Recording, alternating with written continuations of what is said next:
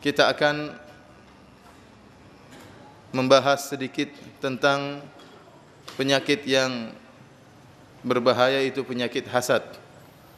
Penyakit hasad ya, atau yang dikenal dengan penyakit dengki, atau terkadang disebut oleh sebagian orang dengan penyakit syirik ya, tapi bukan syirik yang kita maksudkan, syirik syar'i, tapi kamu jangan syirik sama saya, maksudnya jangan dengki sama saya ya. Ketahuilah para hadirin dan hadirat yang dirahmati oleh Allah Subhanahu wa taala, bahwasanya memperhatikan amalan hati merupakan perkara yang sangat penting. Para ulama telah menjelaskan bahwasanya jenis amalan hati itu lebih afdal daripada jenis amalan zahir. Ini secara jenis, ditinjau dari jenis amalan, maka jenis amalan hati itu lebih afdal daripada jenis amalan zahir. Kalau amalan zahir, ya, alhamdulillah kita mudah untuk melaksanakannya. Seperti misalnya tatkala kita ingin meniru bagaimana tata cara sifat salat Nabi sallallahu alaihi wasallam secara bentuk zahirnya berdasarkan perintah Nabi sallallahu alaihi wasallam, "Shallu kama raaitumuni usolli." Lihatlah bagaimana aku salat ya. Maka kita tinggal membaca hadis-hadis Nabi sallallahu alaihi wasallam tentang tata cara salat Nabi secara zahir dan kita bisa ikuti. Namun secara zahir. Demikian juga misalnya haji. Nabi sallallahu alaihi wasallam mengatakan, "Khudhu anni manasikakum." Ambillah dariku tata cara haji, tata cara manasik haji kalian. La'alli la alqakum ba'da ami hadza, mungkin aku tidak bertemu dengan kalian tahun ini, kata Nabi sallallahu alaihi wasallam tatkala hajjatul wada, haji perpisahan. Dan seorang yang ingin meniru amalan sunnah zahir Nabi sallallahu alaihi wasallam mudah, dia tinggal mengikuti, mempelajari hadis-hadis tentang haji Nabi sallallahu alaihi wasallam, terutama hadis yang diriwayatkan oleh Jabir bin Abdullah, maka dia ikuti secara satu demi satu bagaimana tata cara Nabi berhaji sallallahu alaihi wasallam. Amalan zahir lebih mudah untuk kita ikuti, ya. Akan tetapi jadi masalah adalah amalan hati. Tatkala Nabi sallallahu alaihi wasallam mengatakan, "Shallu kama raaitumuni usolli," salatlah sebagaimana kalian melihat aku salat. Ya, tentunya kita bisa meniru zahir salat Nabi sallallahu alaihi wasallam, tapi juga kita harus perhatikan bagaimana ya khusyuknya Nabi sallallahu alaihi wasallam.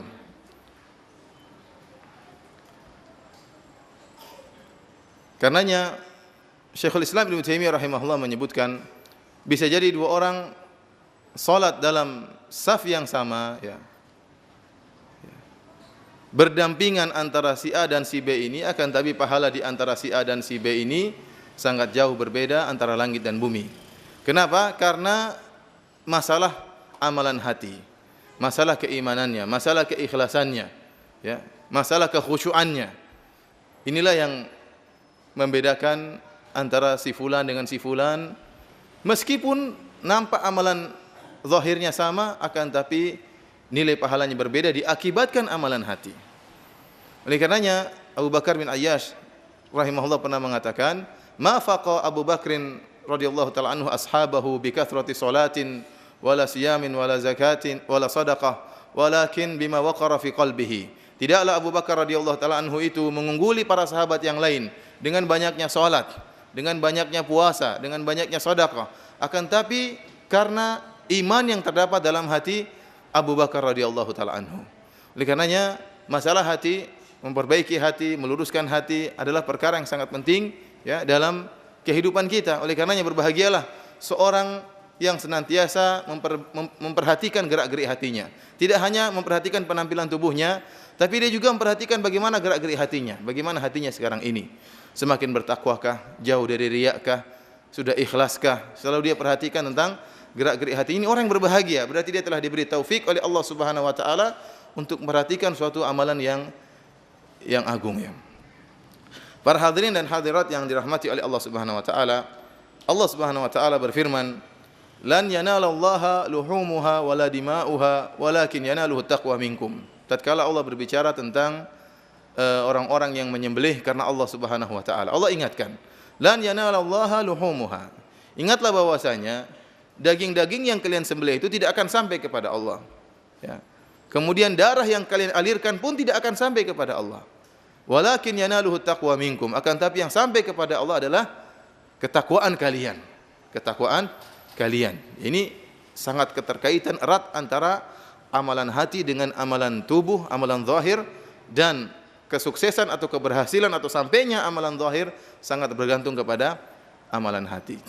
Dan pada kesempatan yang berbahagia ini kita membahas tentang suatu penyakit ya yang menimpa hati seorang yang bisa mengakibatkan rusaknya hati dan juga merusaknya amalan-amalan yang lain, yaitu penyakit hasad ya, penyakit hasad. Ketahuilah ikhwani fillah akhwati fiddin azani Allah wa iyyakum, selamat dari penyakit hasad itu merupakan ibadah yang sangat mulia. Bahkan Rasulullah sallallahu alaihi wasallam menjamin surga kepada seorang sahabat dari Ansar yang ternyata dia bisa menyelamatkan hatinya dari penyakit hasad. Dalam suatu hadis yang diriwayatkan oleh Imam Ahmad dalam musnadnya, ya, Anas bin Malik radhiyallahu ta'ala berkata, "Kunna julusan 'inda Nabi sallallahu alaihi wasallam." Kami pernah duduk bersama Nabi sallallahu alaihi wasallam, ya. Kemudian Nabi sallallahu alaihi wasallam berkata, "Yatlu'u 'alaikumul an rajulun min ahlil jannah." Akan muncul sekarang ini seorang penduduk surga. Maka tiba-tiba ada seorang dari Ansar, dari kaum Ansar keluar, tantifu lihyatuhu, ya, jenggotnya masih mengalirkan air, ya, bekas air wudu, qad ta'allaqana alaihi fi yadihi shimal, sambil mengangkat kedua sendalnya dengan tangan kirinya. Ternyata orang ini yang dikatakan Nabi sallallahu alaihi wasallam sebagai penduduk surga. Kemudian tatkala tiba esok harinya, sama para sahabat sedang duduk bersama Nabi sallallahu alaihi wasallam di majelis Nabi sallallahu alaihi wasallam. Dan Nabi mengucapkan perkataan yang sama. Kata Nabi sallallahu alaihi wasallam, "Yatlu alaikumul an rajulun min ahlil jannah." Akan muncul sekarang, lewat sekarang seorang dari penduduk surga. Ya. Bukan orang lain yang lewat, orang itu juga yang ternyata lewat, yang kemarin lewat dengan model yang sama tatkala lewat.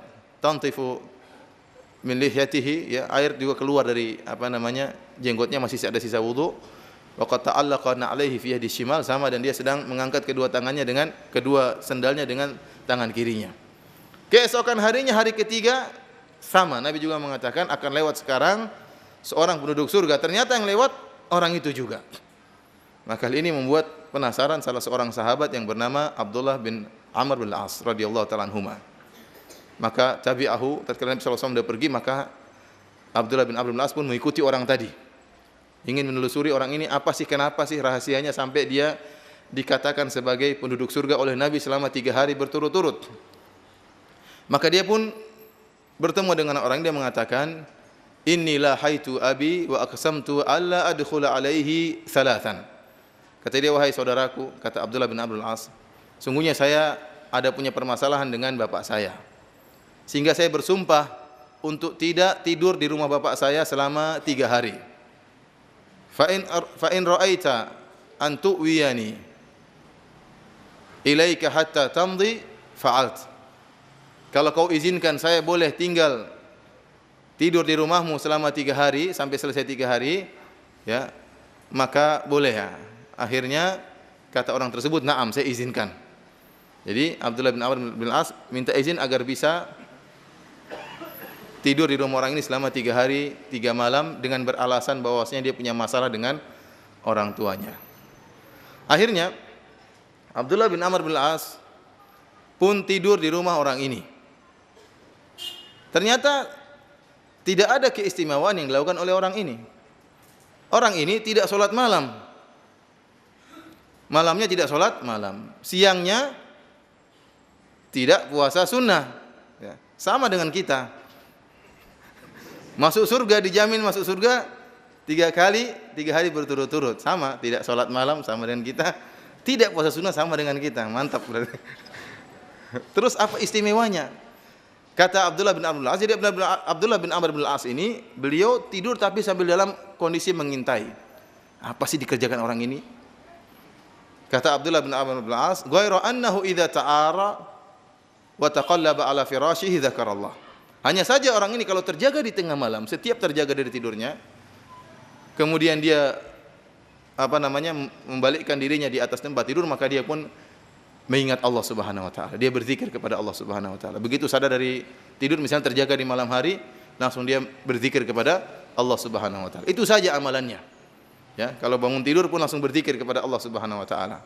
Tidak ada salat malamnya, tidak ada puasa sunnahnya. Akhirnya pun salat subuh. Malam pertama demikian. Malam kedua sama saja, tidak ada perubahannya, tidak salat malam dan juga tidak puasa sunnah. Ya. Hari ketiganya pun demikian, tidak salat malam dan tidak juga puasa sunnah. Ya. Kita pun sebulan demikian, bisa seperti dia. Akhirnya Abdullah bin Amr bin Al-As tidak mendapati sesuatu yang istimewa pada orang ini. Maka dia pun mengaku kepada orang, dia mengatakan sebenarnya tidak ada masalah antara saya dengan ayah saya. Hanya saja saya mendengar Rasulullah SAW menyebutkan bahwasanya engkau masuk surga. Selama 3 hari berturut-turut Nabi SAW menyebutkan engkau adalah penduduk surga. Apa sih amalan yang kau lakukan? Kata orang ini, ma huwa illa ma ra'ait. Tidak ada amalan yang aku lakukan kecuali apa yang kau lihat. Tidak ada amalan yang aku lakukan kecuali yang engkau lihat. Ya. Jadi tidak ada yang istimewa. Akhirnya Abdullah bin Amr bin Al-As pun pergi. Ya, tidak ada apa-apa. Maka dia mengatakan falamma wallaitu da'ani. Tatkala saya pun pergi, hendak pergi, dia panggil saya. Dipanggil si fulan sini, Abdullah sini.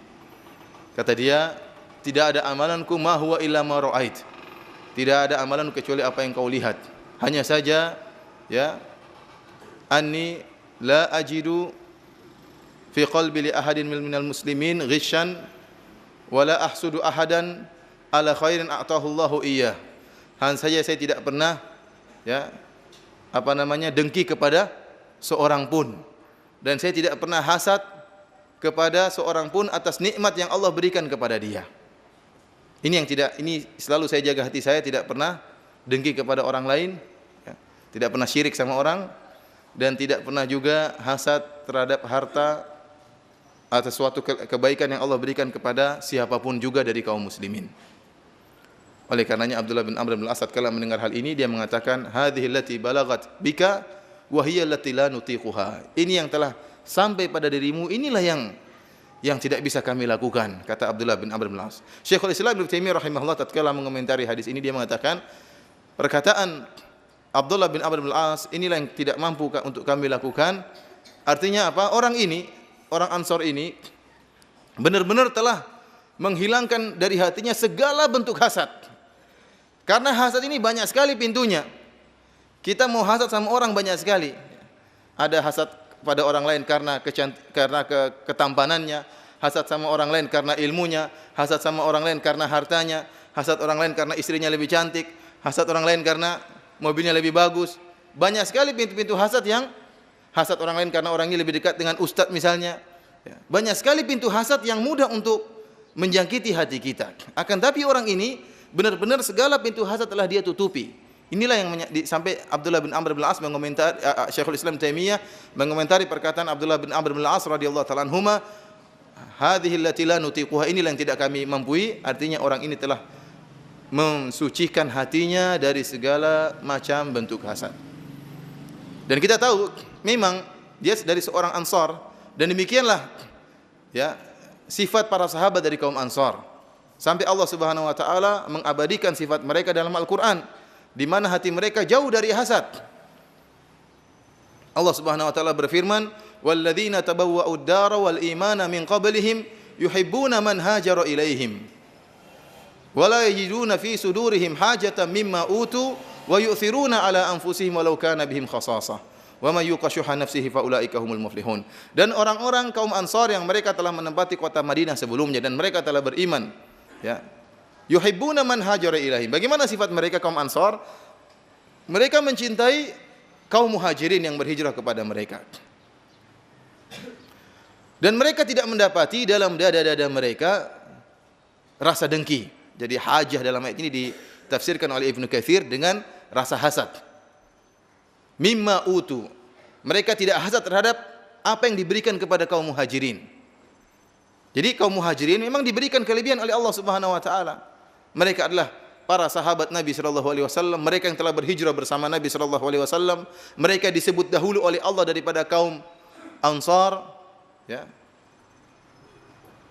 Was-sabiqunal awwaluna minal muhajirin wal ansar, dan orang-orang pertama kali ya masuk Islam dari kalangan muhajirin dan ansar. Allah menyebutkan kaum muhajirin lebih dahulu daripada kaum ansar. Artinya ada kelebihan-kelebihan, keistimewaan yang diberikan masalah agama yang Allah berikan atau Rasulullah SAW berikan kepada kaum muhajirin yang tidak diberikan kepada kaum ansar. Akan tapi hal ini tidak menjadikan kaum ansar hasad kepada kaum muhajirin.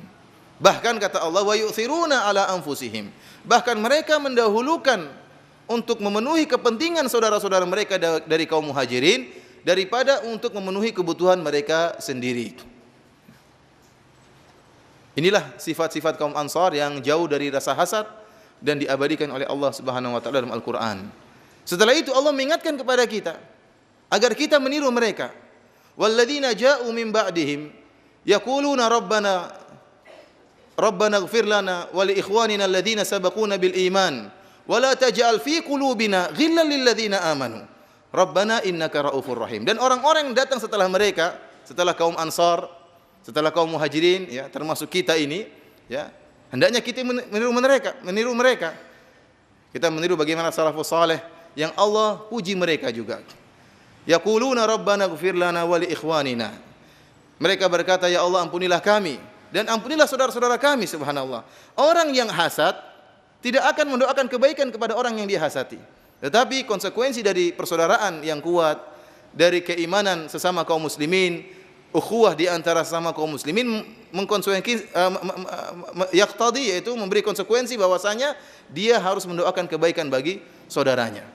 Maka di sini mereka mendoakan kebaikan bagi diri mereka dan juga kaum mukminin alladzina sabaquna bil iman, yang telah beriman sebelum kami. Kemudian mereka berdoa, wala taj'al fi qulubina ghillan lil ladzina amanu. Dan janganlah engkau menjadikan dalam dada-dada kami ghil, rasa dengki, rasa penyakit, ya, terhadap saudara-saudara kami yang beriman. Rabbana innaka raufur rahim, ya Allah sungguhnya engkau Maha Pengasih lagi Maha Penyayang. Ada sebuah kejadian, ini kisah nyata. Salah seorang berdakwah diundang oleh suatu kampung untuk mengisi pengajian di suatu masjid. Maka ustadz ini pun khutbah Jumat. Dia diundang untuk khutbah Jumat di masjid tersebut.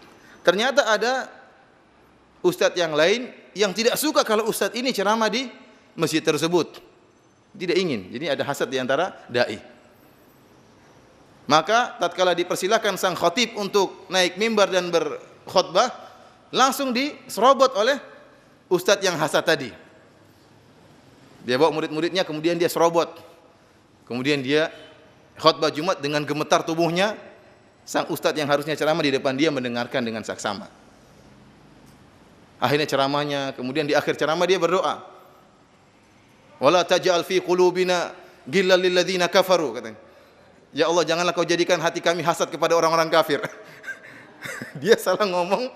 Doanya bukan jangan jadikan hasad terhadap orang mukminin, tapi apa? Janganlah kau jadikan aku hasad kepada orang kafir. Tapi kalau sama ustadz ini hasad saja tidak apa-apa. Artinya apa? Subhanallah, sampai kayak gitu. Karena kalau sudah hasad, ya sudah dengki, itu banyak perkara-perkara buruk yang bisa timbul di balik itu. Kita sebagaimana seorang mukmin terhadap mukmin yang lain, harusnya saling menyayangi, harusnya saling mengasihi. Oleh karenanya Allah Subhanahu wa taala berfirman, Muhammadur Rasulullah walladzina ma'ahu asyidda'u 'alal kuffar ruhama'u bainahum. Muhammad Rasulullah sallallahu alaihi wasallam dan orang-orang beriman bersama mereka, para sahabat, bagaimana sifat mereka? Keras terhadap orang-orang kafir, ruhama'u bainahum, dan saling mengasihi di antara mereka. Ini sifat-sifat orang beriman, harusnya saling mengasihi di antara mereka, saling mendoakan, saling menginginkan kebaikan bagi yang lainnya. Rasulullah sallallahu alaihi wasallam juga bersabda, la tahasadu wa la tabaghadu wa la taqata'u wa kunu ibadallahi ikhwana. Kata Nabi sallallahu alaihi wasallam, janganlah kalian saling hasad, jangan saling dengki di antara kalian, dan jangan saling memusuhi di antara kalian, dan jangan saling membenci di antara kalian. Hendaknya kalian saling atau menjadi bersaudara di antara kalian. Karenanya saya katakan sifat hasad kepada saudara merupakan bentuk perkara yang bertentangan dengan konsekuensi dari ukhuwah al-islamiyah, ya, daripada persaudaraan Islami. Ikhwani fillah, akhwati fiddin, azani Allah wa iyyakum, para hadirin dan hadirat yang dirahmati oleh Allah Subhanahu wa taala. Penyakit hasad adalah penyakit yang sulit untuk dihindari. Karena pintu-pintu hasad sangatlah banyak. Seorang terlepas dari hasad, bebas dari hasad pada harta, dia hasad pada sisi yang lain. Hasad pada orang karena ilmunya, hasad pada ustadz karena banyak pengikutnya, hasad pada yayasan karena muridnya lebih banyak sekolah ini, hasad pada banyaklah. Jadi dia selamat dari ini, terjebak pada hasad yang lain. Sulit untuk membebaskan diri dari segala bentuk hasad. Oleh karenanya Syekhul Islam Ibnu Taimiyah rahimahullah pernah berkata dalam kitabnya, dia mengatakan wal hasad min amradin nafs, bahwasanya hasad termasuk penyakit jiwa, ya, penyakit jiwa. Wa huwa maradun ghalib la yakhlusu minhu illa al-qalil minan nas. Kata beliau, dan dia adalah penyakit yang mendominasi, ya. Tidak selamat dari penyakit tersebut kecuali hanya segelintir kecil dari manusia. Artinya hasad kalau sudah kena sulit untuk dihindari. Hampir seluruh orang terjangkiti penyakit hasad. Hampir setiap kita pernah merasakan timbul rasa hasad kepada saudara kita. Makanya Syekhul Islam mengatakan wa huwa maradun ghalib, dan dia adalah penyakit yang mendominasi hati-hati manusia, dan tidak selamat dari penyakit tersebut ilal qalil minan nas, kecuali hanya segelintir manusia. Walidzalika yuqal, kata Syekhul Islam, karenanya dikatakan, ada pepatah mengatakan la yakhlu jasadun min hasadin, tidak ada satu jasad pun yang selamat dari hasad, pasti kena hasad. Walakin al-laim yubdi wal karim yukhfi, akan tapi bedanya seorang yang buruk tercela akan menampakkan hasadnya. Dia akan menerjemahkan hasadnya dalam bentuk perkataannya ataupun perbuatannya. Wal karim, adapun seorang yang mulia, yukhfi, dia akan sembunyikan hasadnya. Dia bisa kendalikan. Tapi dia terkena hasad, iya dia terkena hasad. Hampir di antara kita tidak ada yang selamat dari hasad. Hanya saja perbedaannya, satunya mengungkapkan, menerjemahkan dengan perkataan dan perbuatan, yang satunya menyembunyikan dan melawan hasad tersebut. Karenanya Al-Hafidh Ibnu Rajab Al-Hambali dalam kitabnya Jami'ul Ulum wal Hikam, dia mengatakan wal hasad markuzun fi tiba'il bashar, dan hasad ini adalah penyakit yang terpatri dalam tabiat manusia. Dia mengatakan demikian. Kata dia, karena asalnya seorang tidak ingin diungguli, seorang ingin menjadi farisul maidan, dia ingin yang paling jago dalam suatu kelebihan atau suatu kemuliaan, dia ingin dia yang paling nomor satu. Ini sifat manusia. Ini sifat manusia, oleh karenanya wajar, kata beliau, jika seorang terkena hasad. Hanya saja kita seorang muslim dituntut untuk melawan hasad tersebut, ya, karena itu adalah nafsu dan penyakit yang menimpa hati manusia.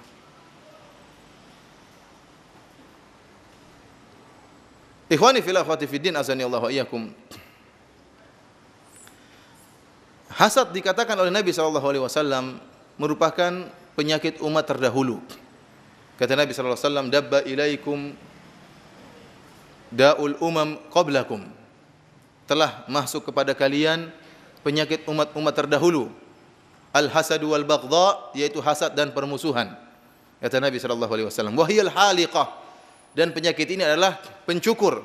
La aqulu tahliku sya'ar walakin tahliku din. Kata Rasulullah SAW, saya tidak katakan bahwasanya penyakit ini mencukur rambut, tetapi dia mencukur agama seseorang. Jadi kata Nabi SAW, dabba ilaikum da'ul umama qablakum, telah menimpa kepada kalian, ya, merayap kepada kalian penyakit umat terdahulu. Ya, kalau dalam bahasa Arab disebut dengan dabibun naml, rayapan semut. Demikian juga hasad. Hasad masuk dalam hati seorang tanpa dia sadari, seperti rayapan semut. Tiba-tiba sudah bercokol dalam hati seorang, tiba-tiba sudah menjangkiti hati seorang, bahkan merusak hati seorang. Terkadang dia sadari, namun tidak bisa dia hilangkan. Terkadang tidak dia sadari bahwa itu suatu penyakit. Jadi masalah, terkadang orang sudah menyadari bahwasanya saya hasad sama dia, tapi dia terus menuruti penyakit yang sudah bercokol dalam hatinya tersebut, sehingga dia berusaha untuk melukai orang dia hasad tersebut, atau merendahkan martabatnya, atau menjatuhkan dia. Karena apa? Karena hasad yang dia miliki. Karenanya Nabi SAW mengatakan, penyakit ini, hasad dan baghdha, hasad dan permusuhan, tahliku ad-din, mencukur agama. Ya, karena kalau sudah sampai permusuhan, ya, akan menimbulkan hasad dan permusuhan ini akan menimbulkan dampak-dampak yang lebih buruk. Bahkan bisa jadi sampai pada pembunuhan. Awalnya apa? Karena hasad, akhirnya diakhiri dengan pembunuhan. Dan ini yang terjadi dan pernah terjadi. Oleh karenanya dikatakan bahwasanya maksiat yang pertama kali terjadi di bumi akibat hasad, dan maksiat yang pertama kali terjadi di langit pun akibat hasad. Maksiat yang pertama kali terjadi di bumi adalah pembunuhan yang dilakukan oleh Kabil terhadap Habil, dua anak Adam. Kata Allah Subhanahu wa taala, "Watlu 'alaihim naba'a bani Adam bil haqq idz qarraba qurbanan fatuqabbala min ahadihima wa lam yutaqabbal minal akhar qala la aqtulannak qala innama yataqabbalu Allahu minal muttaqin." Ceritakanlah kepada mereka tentang kisah dua anak Adam. Tatkala dua anak Adam ini menyembahkan korban kepada Allah Subhanahu wa taala, fatuqabbala min ahadihima, salah satunya diterima korbannya, wa lam yutaqabbal minal akhar, yang lain tidak diterima. Yang tidak diterima si Kabil cemburu kepada, hasad kepada yang diterima si Habil. Maka hasad tersebut membuat dia pun jengkel, marah, akhirnya dia berkata, qala la aqtulannak, saya akan bunuh kamu. Kenapa? Karena hasad. Apa kata si Habil? Qala innama yataqabbalu Allahu minal muttaqin. Jadi Habil juga ternyata ucapannya semakin buat jengkel siapa? Si Kabil. Kata dia, yang diterima yang bertakwa.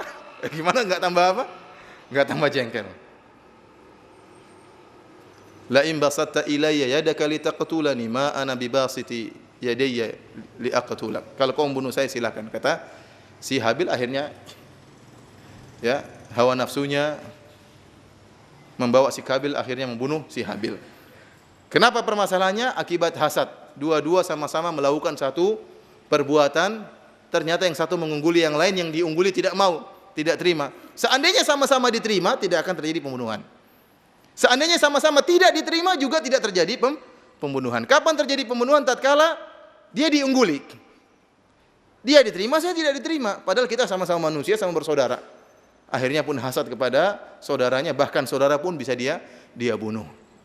Ini sering terjadi ya, kalau sudah hasad, jangan berbicara sesama tetangga, jangankan sama saudara pun bisa saling bermusuhan, ya, bisa saling bunuh-bunuhan, bisa saling santet-santetan, ya. Ini bisa terjadi karena hasad. Demikian juga dosa yang pertama kali terjadi di langit diakibatkan karena hasad. Hasadnya iblis kepada Adam alaihissalam. Padahal iblis, Allah Subhanahu wa taala telah mengatakan, wa idz qala rabbuka lil malaikati isjudu li adama fasajadu illa iblis aba wastakbara wa kana minal kafirin. Kata Allah Subhanahu wa taala, tatkala Allah Subhanahu wa taala memerintahkan malaikat untuk sujud kepada Adam, fasajadu, semuanya sujud, illa iblis, kecuali iblis. Ya. Allah tidak mengatakan tatkala Allah memerintahkan malaikat dan iblis untuk sujud kepada Adam. Tapi Allah mengatakan tatkala Allah memerintahkan malaikat untuk sujud kepada Adam, kecuali iblis tidak mau sujud. Iblis disebutkan dalam rombongan malaikat, menunjukkan bahwasanya iblis tatkala itu sebelum dia kafir adalah makhluk yang mulia, yang sejajar dengan rombongan para malaikat. Ini tadinya makhluk yang mulia, akan tapi karena hasadnya kepada Adam membuat dia jatuh dan tersungkur dan kekal dalam neraka jahanam selama-lamanya. Kenapa dia hasad? Karena Adam alaihissalam diberikan banyak kelebihan oleh Allah Subhanahu wa taala. Di antaranya Adam alaihissalam diciptakan langsung dengan dua tangan Allah Subhanahu wa taala. Makanya Allah berkata kepada Adam, ma mana'aka, Allah berkata kepada iblis, ma mana'aka antasjuda lima khalaqtu biyadayya. Wahai iblis, apa yang mencegah engkau untuk sujud kepada Adam yang aku ciptakan dengan kedua tanganku? Yang kedua tangan ini tentunya bukan maknanya kenikmatan atau kekuatan, bukan qudrah sebagaimana perkataan sebagian orang, sebagian ahlul bid'ah. Ya, karena kalau kedua tangan diartikan dengan kekuatan, maka iblis bisa menjawab tatkala Allah mengatakan, wahai iblis, apa yang mencegah engkau untuk sujud kepada Adam yang aku ciptakan dengan kedua kekuatanku? Iblis akan menjawab, saya juga kau ciptakan dengan kekuatanmu. Apa bedanya saya dengan Adam? Akan tapi tangan di sini benar-benar artinya tangan akan tapi tangan Allah Subhanahu wa taala tidak sama dengan tangan manusia. Tangan Allah yang Allah katakan, yauma tubaddalul ardu ghairal ardi was samawat, ya. Wa barazu lillahil wahidil qahhar, dalam ayat yang Allah mengatakan wa ma qadarullah haqqa qadrih wal ardu jami'an qabdatuhu yaumal qiyamah was samawati matwiyatun biyaminih. Mereka tidak mengagungkan Allah sebagaimana mestinya. Wal ardu jami'an, dan pada hari kiamat kelak seluruh bumi dalam genggaman tangan Allah Subhanahu wa taala, was samawati matwiyatun biyaminih, dan tangan kanan Allah melipat langit-langit yang ada, ya. Subhanahu wa taala amma yusyrikun, sungguh maha suci Allah dari kesyirikan yang mereka lakukan. Intinya iblis laknatullah alaih hasad kepada Adam karena Adam telah diberi kemuliaan oleh Allah Subhanahu wa taala. Di antaranya Adam diciptakan langsung dengan kedua tangan Allah Subhanahu wa taala. Yang lainnya di antara yang membuat iblis hasad kepada Adam karena Adam diajari ilmu. Jadi iblis tidak suka ada orang yang lebih berilmu daripada dia, ya. Wa 'allama Adam al-asma'a kullaha thumma aradahum 'alal malaikah. Faqala anbi'uni bi asma'i haula, ya. Kata Allah Subhanahu wa taala, wa 'allama Adam al-asma'a kullaha. Maka Allah mengajarkan nama-nama segala sesuatu kepada Adam alaihissalam. Ini juga membuat iblis apa? Iblis dengki kepada Adam alaihissalam. Ya. Kemudian Allah muliakan lagi Adam alaihissalam, menyuruh malaikat untuk sujud kepada Adam alaihissalam. Ini perkara yang semakin bikin jengkel lagi iblis. Akhirnya iblis tatkala disuruh sujud, dia tidak mau sujud dan akhirnya kafir kepada Allah Subhanahu wa taala. Inilah ikhwani fillah azanillahu iyakum, ternyata hasad merupakan sebab terjadi maksiat yang pertama kali, dosa yang pertama kali di dunia, di atas muka bumi maupun di langit, ya, maupun di langit. Ikhwani fillah akhwati fiddin azanillahu iyakum, para hadirin hadirat yang dirahmati oleh Allah Subhanahu wa taala. Ada beberapa tingkatan hasad yang disebutkan oleh para ulama, ya. Kalau tidak salah ada 4 tingkatan. 3 merupakan tingkat yang sangat buruk, yang 1 ada perinciannya, terbagi 2, terkadang buruk dan terkadang merupakan kebaikan. Tingkatan yang pertama merupakan hasad yang paling parah, hasad paling full parahnya, yaitu yang menunjukkan akan busuknya hati seseorang. Kapan tatkala dia hasad kepada orang lain, dia pokoknya yang penting kenikmatan tersebut hilang dari orang tersebut. Jadi apa definisi hasad? Hasad adalah seorang menghendaki kenikmatan yang ada pada orang lain hilang. Ini namanya apa? Hasad. Terkadang dia ingin kenikmatan tersebut pindah sama dia, terkadang tidak perlu pindah sama saya, tidak perlu. Yang penting kenikmatan dari dia hilang. Ini hasad yang paling buruk. Dia tidak mempersyaratkan nikmat tersebut harus pindah pada dirinya. Terkadang orang kan ada tamak dan pingin kenikmatan tersebut pindah sama dia. Ini tidak. Saking busuknya hatinya, saya tidak peduli. Meskipun saya tidak dapat kenikmatan, tidak apa-apa. Yang penting dia itu kenikmatannya hilang dari dia. Inilah hasad yang dimiliki oleh iblis, ya. Dan juga orang Yahudi. Iblis laknatullah alaih, ya, tidak ingin Adam alaihissalam di surga, tidak ingin. Tidak mesti saya masuk surga, kata iblis, tidak jadi masalah, saya enggak masuk surga. Yang penting Adam tidak masuk surga. Oleh karenanya iblis, ya, rela kafir, rela masuk neraka, enggak apa-apa, yang penting Adam jangan masuk apa? Surga. Dan dia sangat hasad kepada Adam alaihissalam. Maka iblis pun berusaha merayu Adam agar melampiaskan hasad yang terada dalam hatinya. Iblis mengatakan dengan rayuan yang sangat gombal, yang tidak pernah didengar oleh Adam sebelumnya. Karena memang belum ada yang merayu Adam tatkala itu. Yang pertama kali merayu adalah iblis, dan rayuan yang sangat hebat yang membuat Adam akhirnya terjebak dalam rayuan yang sangat gombal tersebut. Antum perhatikan, saya akan bacakan bagaimana rayuan iblis sebagaimana dijelaskan oleh Al-Imam Ibnu Qayyim rahimahullah dalam kitabnya As-Sawa'iqul Mursalah. Iblis mengatakan apa? Wa qasamahuma. Allah menceritakan tentang iblis. Wa qasamahuma inni lakuma laminan nasihin. Ya. Sebelumnya iblis mengatakan wa qala ma nahakuma an hadhihi syajarati illa an takuna malakaini aw takuna minal khalidin wa qasamahuma inni lakuma laminan nasihin. Jadi iblis datang kepada Adam. Dia mengatakan, wahai Adam, kamu tidak dilarang untuk makan buah ini kecuali ada sebabnya. Karena kalau kamu makan buah ini, engkau akan kekal. Ya, akan kekal, tidak akan mati. Dan yang kedua, engkau akan mencapai derajat malaikat. Kalian berdua, Adam dan Hawa akan mencapai derajat malaikat dan akan kekal, tidak akan mati. Dan mungkin Adam tahu bahwasanya manusia akan apa? Akan mati. Ya. Ini rayu benar ini. Dan Adam sebelumnya tidak pernah tahu ada namanya orang apa? Berdusta. Ini pertama orang datang rayu dan pendusta besar, iblis. Mungkin Adam pertama bingung, ini benar enggak ini iblis ini? Akan tapi iblis memberi penekanan. Iblis, Allah sebutkan bagaimana cara menggoda iblis. Kata Allah, wa qasamahuma, dan iblis bersumpah. Bayangkan, bersumpah dengan nama Allah. Demi Allah, wahai Adam, saya tidak bohong. Ini benar yang saya sampaikan. Ini sumpah ini enggak main-main. Yang sumpah siapa? Iblis, yang tadinya termasuk jajaran apa? Malaikat, jajaran orang soleh, jajaran apa? Makhluk-makhluk yang soleh. Tatkala ada jajaran makhluk yang soleh bersumpah, ini membuat Adam semakin percaya. Bahkan iblis menekankan, kata iblis, ini lakuma laminan nasihin. Kalau antum belajar bahasa Arab, antum tahu, ya, di situ ada berapa banyak taukid, penekanan. Ini yang kalau kita bahasa Arabkan artinya sungguhnya aku benar-benar, lakuma bagi kalian, laminan benar-benar termasuk memberi nasihat.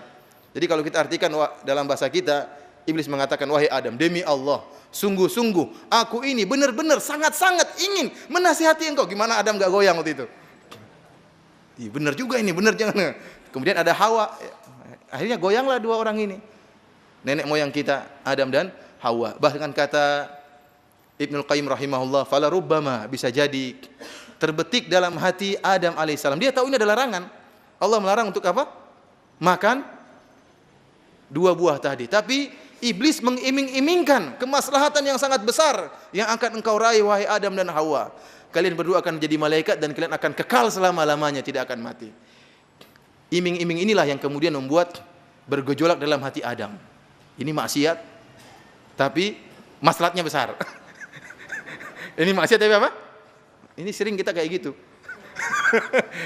Dan demikian kata Ibnul Qayyim, bisa jadi terbetik dalam hati Adam apa yang terbetik pada anak-anaknya, keturunan yang terbetik pada hati-hati kita.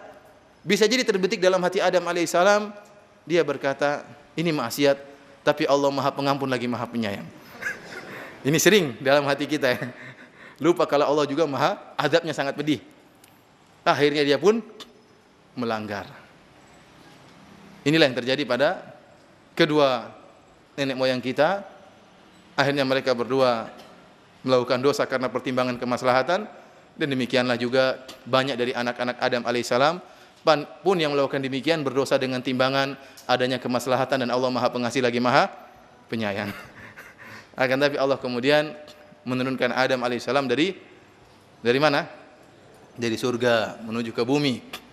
Yang diyakini oleh sebagian atau banyak jemaah haji Indonesia bahwasanya Adam diturunkan di India, Siti Hawa diturunkan di Jeddah, ya, tapi bukan di bandaranya. Akhirnya apa? Saling mencari, ketemulah di namanya Jabal Rahmah di Arafat. Masya Allah, jauh sekali dari India kemana?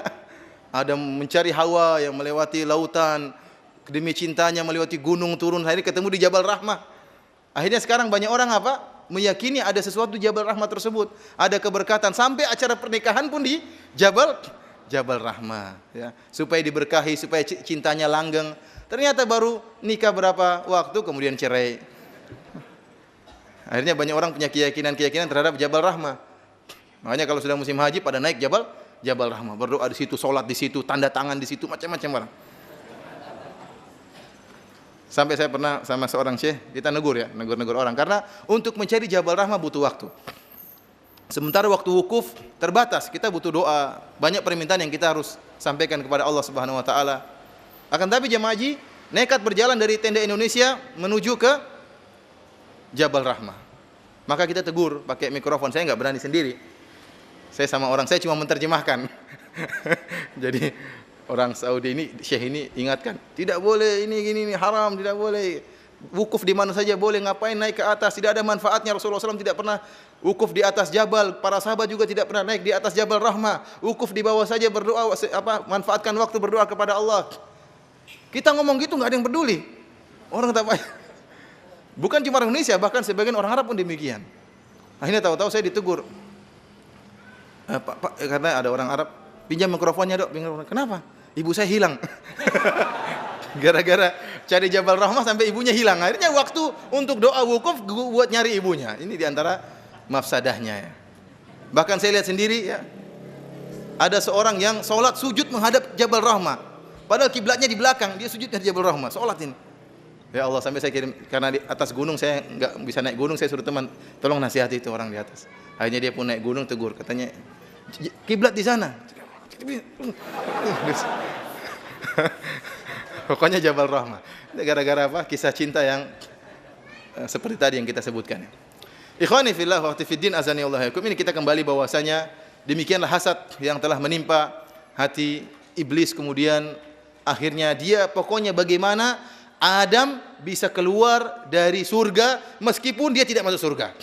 Ini menunjukkan bagaimana buruknya hati seorang yang memiliki hasad seperti tadi. Pokoknya kenikmatan hilang dari orang itu meskipun kenikmatannya tidak pindah kepada saya. Inilah hasad juga yang dimiliki oleh orang Yahudi. Wadda katsirun min ahlil kitabi law yaruddunakum min ba'di imanikum kuffaran hasadan. Ya. Banyak orang-orang ahlul kitab itu orang-orang Yahudi yang berangan-angan agar kalian kafir. Bagaimana orang-orang Ansor yang beriman, semoga mereka kafir seperti mereka dahulu. Meskipun kenabian tidak dari mereka, tidak jadi masalah. Orang Yahudi hasad kepada Nabi sallallahu alaihi wasallam. Mereka menyangka bahwasanya kenabian akan muncul dari kalangan orang Yahudi, ternyata munculnya dari orang Arab, dan kemudian tadinya orang-orang Yahudi sesumber kepada kaum Ansor, sering terjadi karena orang-orang Yahudi tinggal di kota Madinah, dan sering terjadi pertikaian dan pertempuran dengan kaum Ansor, dan setiap terjadi pertempuran maka orang-orang Yahudi mengatakan akan datang nabi dari kami dan kami akan berperang melawan nabi tersebut dan kami akan mengalahkan kalian wahai kaum Ansor. Ternyata begitu nabi muncul, kaum Ansor yang duluan masuk Islam. Wah, kurang ajar mereka dulu masuk Islam. Akhirnya mereka pun hasad, gimana bisa kafir seperti dulu. Ini hasadnya orang Yahudi. Ya, meskipun mereka tidak beriman, enggak jadi masalah. Yang penting merekanya kafir, tidak beriman. Hasad terhadap imannya, kesolehannya orang lain. Ini hasadnya orang-orang Yahudi. Ikhwani fillah wa fiddin azani Allah wa yakum. Bahkan disebut dalam suatu hadis bagaimana seorang Yahudi tatkala dia sering memberi nasihat, seorang pendeta Yahudi menasihati bahwasanya akan lahir pada tahun ini, pada hari ini seorang nabi. Dan ternyata pada hari tersebut lahirlah Nabi sallallahu alaihi wasallam. Orang Yahudi ini pun bertanya-tanya kepada orang-orang Yahudi yang lain, apakah di antara kalian ada yang melahirkan punya anak hari ini? Ternyata orang Yahudi semua tidak ada yang melahirkan anak tatkala itu. Ternyata yang lahir dari suku Quraisy. Aminah ibunya Nabi melahirkan Nabi sallallahu alaihi wasallam. Wah, sudah gemetar orang Yahudi ini. Waduh, kok lahirnya dari apa? Suku Quraisy, bukan dari orang Yahudi. Maka dia pun minta kepada sebagian orang Quraisy untuk menengok Rasulullah sallallahu alaihi wasallam.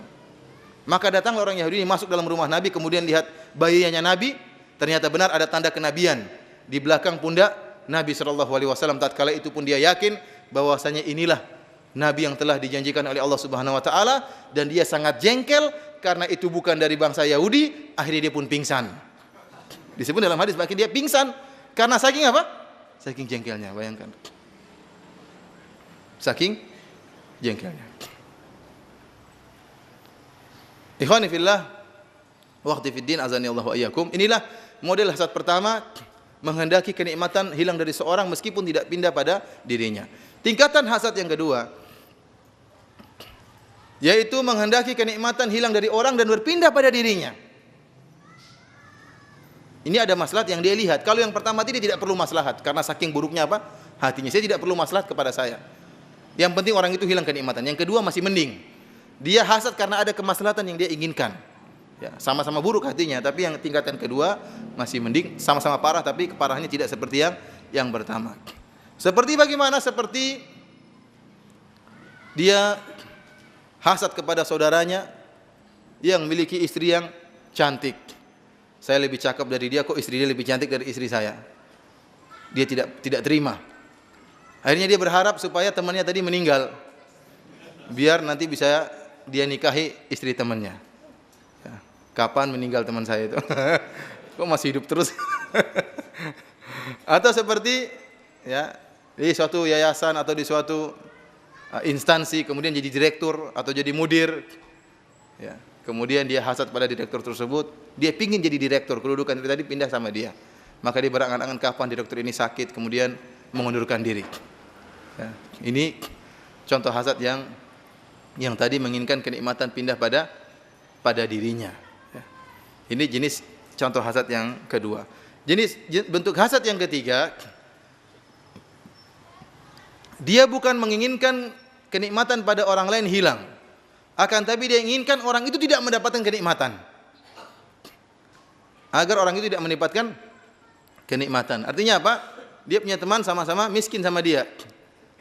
Mudah-mudahan dia juga miskin terus seperti saya. Dia ingin temannya berhasil. Kalau berhasil dia bakalan ngamuk ya, tapi mudah-mudahan dia miskin terus seperti saya. Alhamdulillah ada teman miskin ya. Bukannya dia mudah-mudahan teman saya kaya kemudian saya jadi dikasih sedekah sama dia. Enggak, dia bukan begitu pikirannya. Pikirannya semoga dia miskin terus seperti saya. Ini juga bentuk hasad karena ingin menghalangi nikmat yang Allah ingin berikan kepada orang lain. Ini 3 hasad, bentuk hasad yang tercela. Kita berbicara tentang bentuk hasad yang keempat. Ini ada perinciannya karena bisa ditercela, bisa jadi terpuji. Yaitu seorang yang timbul dalam hasad dalam hatinya, ini bahkan menimpa orang-orang saleh, menimpa siapa saja, akan tapi tidak dia terjemahkan dalam hatinya. Tidak terjemahkan dalam lisannya, dalam perbuatannya. Menjadi hasad tersebut menjadi tercela jika kemudian dia hasad pada saudaranya, kemudian saudaranya ternyata diperolok oleh orang lain atau dijatuhkan harkat dan martabatnya oleh orang lain dan dia sedang hadir dalam proses olok-olok tersebut, atau ada orang yang menggibah saudaranya. Kewajiban dia sebagai seorang muslim harusnya membela saudaranya. Dia tahu bahwasanya saudaranya sedang dituduh dengan tuduhan yang tidak benar, saudaranya sedang diperolok-olok, saudaranya sedang digibah, ya. Maka hendaknya dia membela saudaranya, itu seharusnya seperti itu. Akan tapi karena dia punya rasa hasad kepada saudaranya, meskipun dia sendiri tidak menggibah, meskipun dia sendiri tidak ikut memperolok-olok, tapi dia diam saja, tidak membela. Kata Syekhul Islam Ibnu Taimiyah, ini tercela seperti ini. Karena seharusnya saudaranya punya hak untuk dia bela. Sebagai seorang muslim, harusnya dia melawan hasadnya dan tetap membela saudaranya. Itu kewajiban dia. Karena jika dia tidak membela saudaranya, maka dia akan diberi hukuman oleh Allah sebagaimana yang dia lakukan. Suatu saat dia akan diperolok oleh orang lain dan saudara-saudaranya tidak akan membela dia. Ini yang tercela. Adapun meskipun dia tidak terjemahkan dalam ungkapan, perbuatan, hasadnya dia simpan, tapi dia tidak bela saudaranya. Adapun hasad yang tidak tercela bahkan bisa berubah menjadi ibadah, tatkala seorang timbul dalam hatinya hasad, kemudian dia lawan hasad tersebut. Kemudian dia lawan hasad tersebut dengan memuji saudaranya yang dia hasad tersebut. Bahkan dia berusaha memberikan hadiah kepada saudaranya. Dia ingin merubah hasadnya menjadi rasa cinta. Ya, maka dia pun berusaha memuji saudaranya. Dan ini harus dilakukan oleh kita. Karena kalau tidak demikian, kita akan terus digerogoti oleh iblis sehingga kita pun hasad kepada saudara kita. Ya, hasad kepada saudara kita. Apalagi saudara kita kemudian diberi kelebihan oleh Allah Subhanahu wa taala. Dan inilah ya, terutama tatkala saudara kita sedang dijatuhkan, kita berusaha membela, bukan malah ikut-ikut nimbrung menjatuhkan. Inilah yang dialami oleh Zainab bintu Jahsy radhiyallahu taala anha, salah seorang istri dari istri-istri Nabi sallallahu alaihi wasallam. Kapan tatkala Aisyah radhiyallahu taala anha dituduh sebagai telah melakukan zina dengan Safwan bin Mu'attal As-Sulami radhiyallahu taala anhuma. Padahal Zainab ini adalah wanita yang sangat menyayangi Aisyah radhiyallahu taala anha. Kata Aisyah radhiyallahu taala anha, "Wa hiya allati kanat tusamini inda Rasulullah sallallahu alaihi wasallam fil manzilah." Dialah istri Nabi yang menyayangiku dalam kedudukan. Dia wanita yang sangat solehah. Siapa? Zainab. Rasulullah juga sayang kepada Zainab dan dialah yang menyayangi Aisyah dalam kasih sayang. Akan tapi tatkala Aisyah dituduh berzina oleh orang-orang munafik, sehingga akhirnya sebagian sahabat terprovokasi. Ya, di antara yang terprovokasi adalah Hamnah bintu Jahsyin, saudarinya Zainab. Jadi Hamnah binti Jahsyin yang hasad kepada Aisyah bukan Zainabnya tetapi siapa? Hamnahnya. Akhirnya Hamnah radhiyallahu taala anha tatkala namanya manusia, tatkala terjadi provokasi yang dilakukan oleh orang munafik, akhirnya dia terjebak dan ikut menuduh Aisyah radhiyallahu taala anha sebagai pezina. Dan ternyata akhirnya dibela oleh Allah Subhanahu wa taala. Adapun Zainab tatkala ditanya, "Apa pendapatmu tentang Aisyah?" maka pun dia bela. Dia mengatakan, "Saya tidak mengetahui dari Aisyah kecuali kebaikan."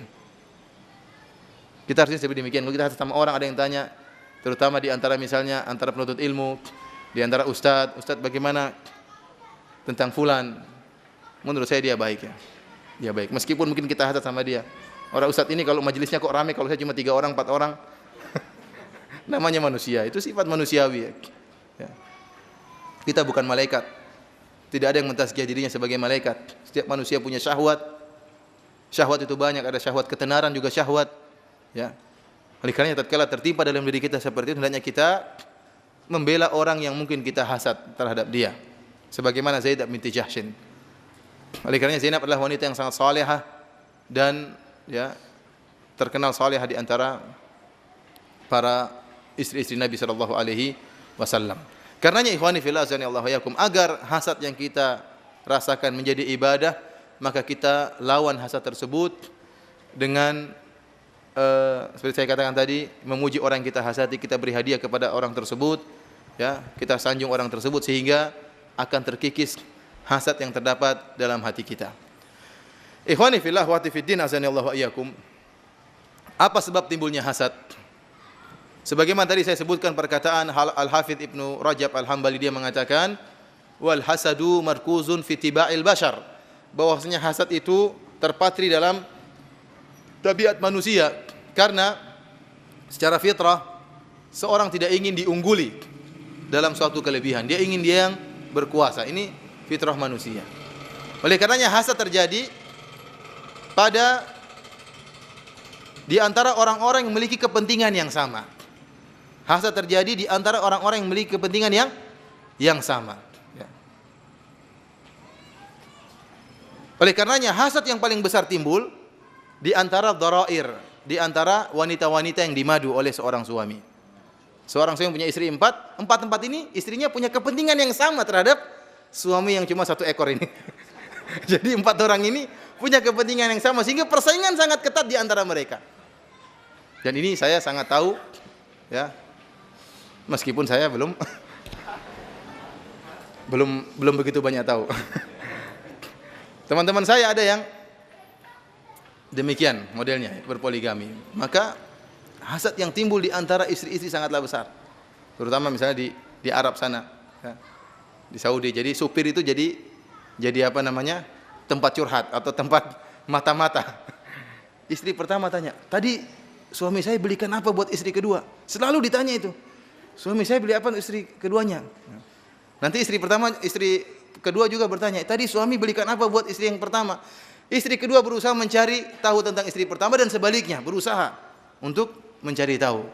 Karena kalau sampai terjadi ada tidak adil, maka sudah keributan yang terjadi, perang, malapetaka yang terjadi di antara istri tersebut. Oleh karenanya hasad yang paling kuat timbul di antara sekelompok orang yang memiliki kepentingan yang sama, seperti tadi para madu yang memiliki kepentingan yang sama terhadap suami yang hanya 1 orang saja. Di antaranya juga misalnya hasad yang timbul di antara misalnya pedagang buku. Sama-sama jualan buku. Di tempat yang sama, masjid yang sama, berdampingan jualannya. Dia tidak hasad kepada toko, misalnya ada showroom mobil di sampingnya, nggak jadi masalah. Mau untungnya 1 miliar per tahun nggak jadi masalah. Tapi dia hasad kepada penjual buku yang untungnya cuma beda 20.000. Dia hasad, kok untung dia lebih banyak daripada saya. Kenapa? Sama-sama punya kepentingan yang sama, sama-sama menjual buku. Inilah hasad yang timbul. Terkadang terjadi pertikaian ya, di antara seperti itu. Dokter dengan dokter juga hasad. Kalau ustadz ngapain hasad sama dokter? Dokter ngapain hasad sama ustadz? Dokter ngapain hasad sama yang punya punya mall misalnya? Dokter hasad sama hasad. Tatkala ada dokter yang lain pasiennya lebih banyak, maka dia pun hasad. Demikian juga tukang becak di antara tukang becak. Tukang becak tidak pernah hasad sama yang punya mobil, taksi itu. Nggak jadi masalah berapa argonya nggak jadi masalah. Tapi kalau sama tukang becak terjadi hasad. Karena sama-sama memiliki kepentingan yang sama. Demikian juga para ahlul ilmu dengan ahlil ilmi sama-sama. Orang yang punya ilmu hasad sama orang yang punya ilmu. Sampai-sampai sebagaimana sering Anda sampaikan terjadi hasad yang timbul antara gurunya Al-Imam Al-Bukhari dengan Al-Imam Al-Bukhari rahimahullah. Padahal sebelumnya sang guru sering memuji Al-Imam Al-Bukhari. Bahkan sebelum Al-Imam Al-Bukhari datang ke kota Naisabur, maka sang guru memuji habis Al-Imam Al-Bukhari, menyebutkan keutamaan Imam Al-Bukhari kepada murid-muridnya, bahkan menasihati murid-muridnya untuk menghadiri pengajian Al-Imam Al-Bukhari. Namun tatkala datang Al-Imam Al-Bukhari, majelisnya menjadi kosong, semuanya ikut pengajian melaksanakan wasiat sang guru. Ternyata setelah itu datanglah iblis, kemudian mengusik hati sang guru, maka timbullah hasad. Sebagaimana dinyatakan oleh Al-Imam Ibnu Qayyim dalam Su'aikul Mursalah, demikian Al-Hafidz Ibnu Hajar dalam Fathul Bari, bahkan diriwayatkan Imam Bukhari pun sorohah, terang-terangan dia mengatakan si fulan hasad sama saya.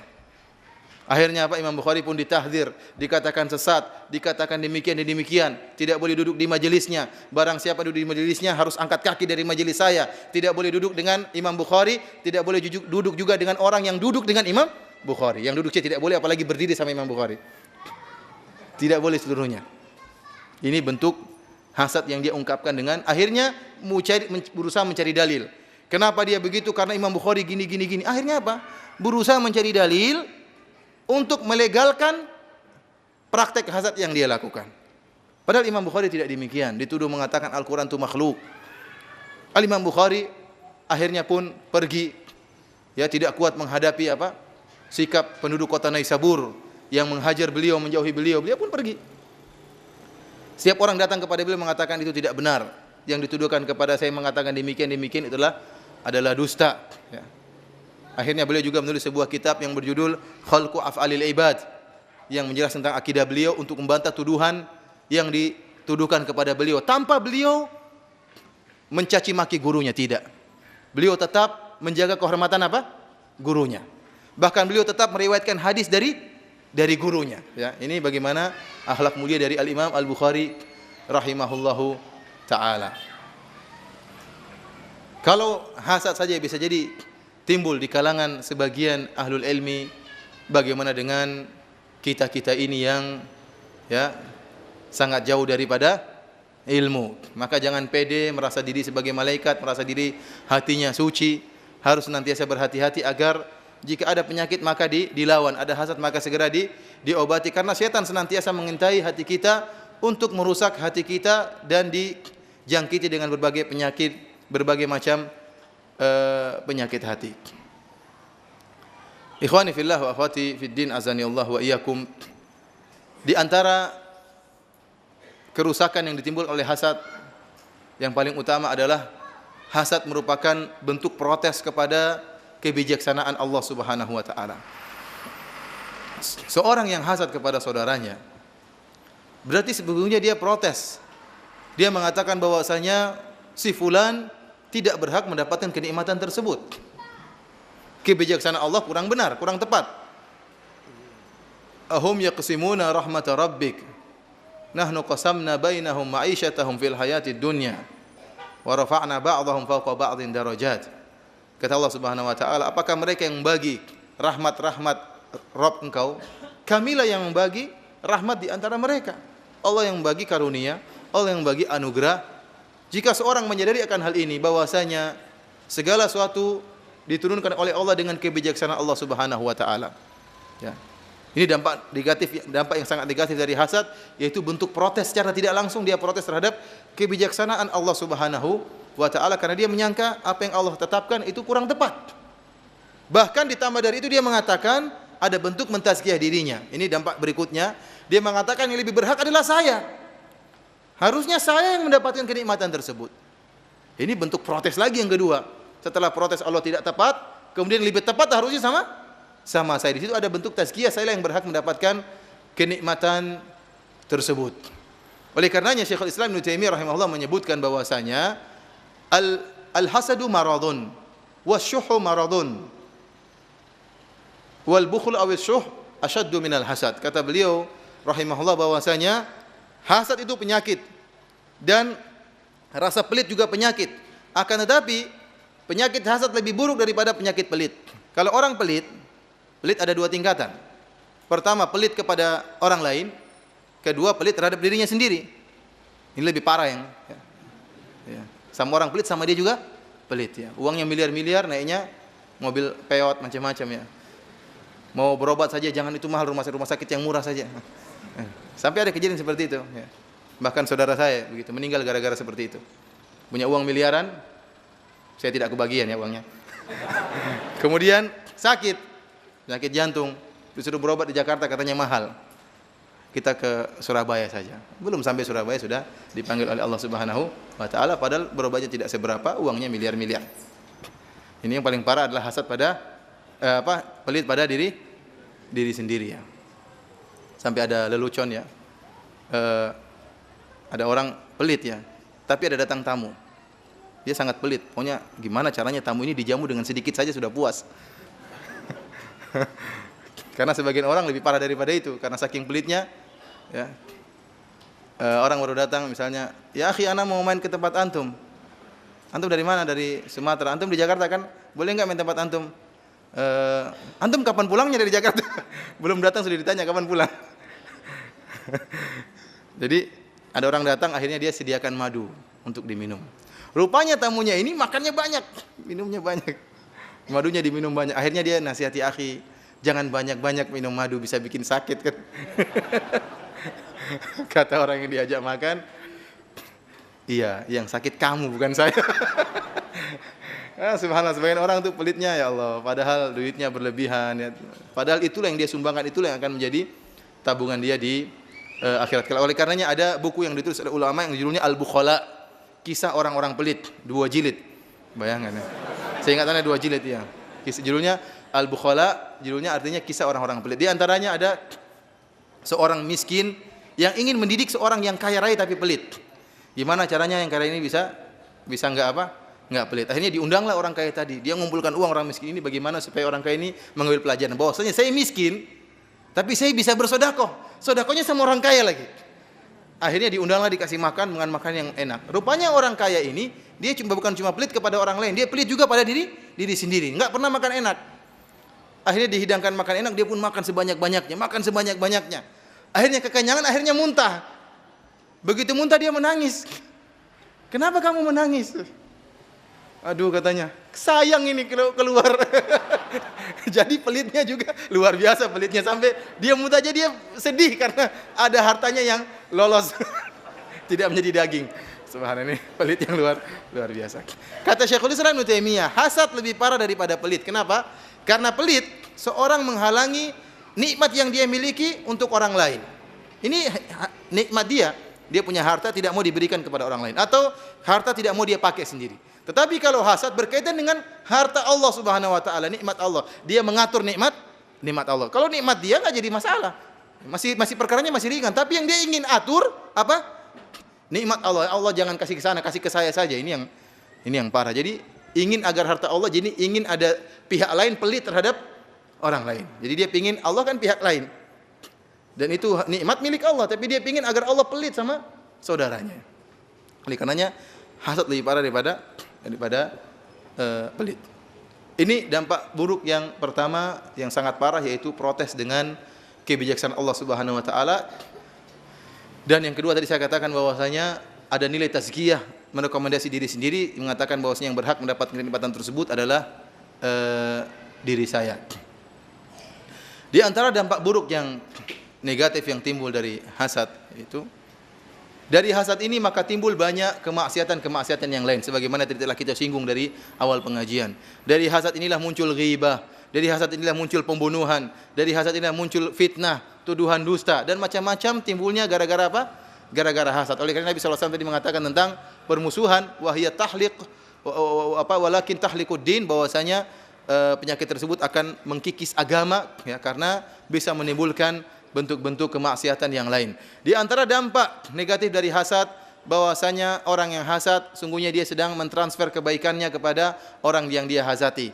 Karena tatkala dia hasad kepada orang lain, berarti dia telah berbuat zalim kepada saudaranya. Jika dia sudah menerjemahkan hasadnya dengan perkataan maupun perbuatan, maka berarti dia telah menzalimi saudaranya, dan pada hakikatnya dia telah mentransfer kebaikannya di akhirat kelak kepada saudaranya tadi. Oleh karena orang yang hasad mikir-mikir, jangan sampai pahalanya yang sangat sedikit pun dia transfer kepada orang lain. Di antara dampak negatif daripada hasad, penderitaan yang terus yang dimiliki oleh orang yang hasad ini.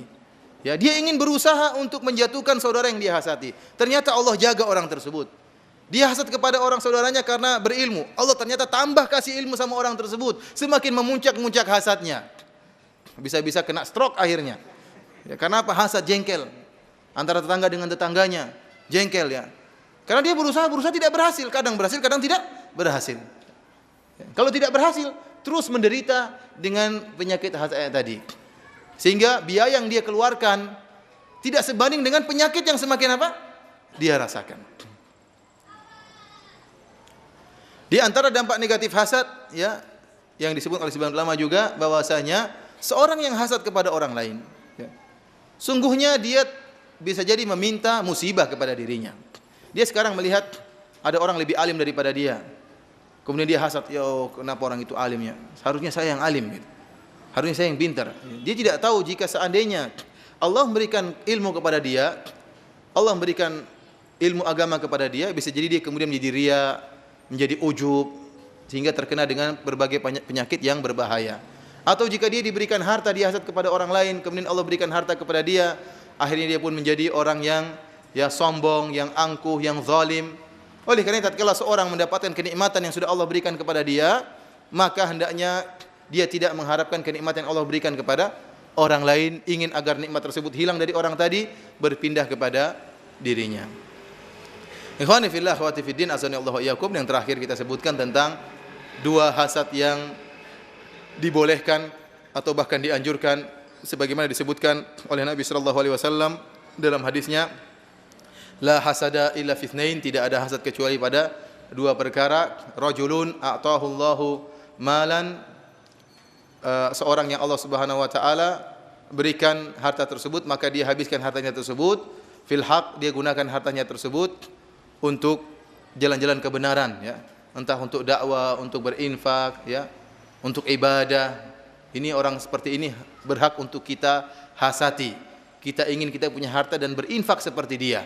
Ya, ini yang kita harapkan kepada seorang yang diberi harta kemudian digunakan harta tersebut untuk jalan-jalan kebaikan. Orang yang kedua, rajulun a'tahu Allahu hikmah, al-hikmah wa huwa yaqdi biha wa yu'allimuha. Orang yang Allah berikan kepadanya ilmu atau hikmah, maka dia pun berhukum dengan ilmu tersebut dan dia mengajarkan ilmu tersebut ya. Ini isyarat bagi kita tentang dua keutamaan amal ibadah yang sangat besar, yaitu berilmu dan mendakwakannya, dan juga berharta dan menginfakannya. Ya, oleh karenanya sampai Rasulullah SAW mengatakan tidak ada hasad kecuali kepada dua orang ini. Karena dua inilah yang menyebabkan terjadinya lancarnya dakwah dan tersebarnya Islam.